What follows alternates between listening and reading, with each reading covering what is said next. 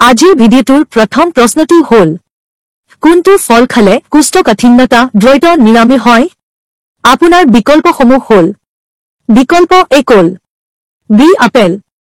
সি আনাৰস ডি নেমু শুদ্ধ উত্তৰ বিকল্প বি আপেল পৰৱৰ্তী প্ৰশ্ন ৰাতি শোৱাৰ আগতে মুখত কি লগালে ছালখন উজ্জ্বল আৰু সতেজ হয় আপোনাৰ বিকল্পসমূহ হ'ল বিকল্প এ পিঁয়াজৰ ৰস বি কেঁচা হলদিৰ ৰস সি তিলৰ ৰস ডি দৈ শুদ্ধ উত্তৰ বিকল্প সি তিলৰ ৰস পৰৱৰ্তী প্ৰশ্ন পৃথিৱীৰ কোনখন দেশে মাটিৰ পৰা বিস্কুট আৰু ৰুটি বনাই মানুহক জীয়াই ৰাখিছে আপোনাৰ বিকল্পসমূহ হ'ল বিকল্প এ হাইটি বি কিউবা সি স্পেইন ডি চীন শুদ্ধ উত্তৰ বিকল্প এ হাইটি শেষ প্ৰশ্ন